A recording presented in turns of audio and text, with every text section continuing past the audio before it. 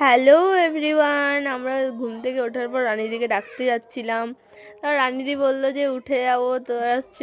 তারপর আমি রেডি হয়ে এখানে দাঁড়িয়েছিলাম। তারপর দেখি ওরা আসছিলই না। তারপর ওরা দুজন মিলে চলে এলো।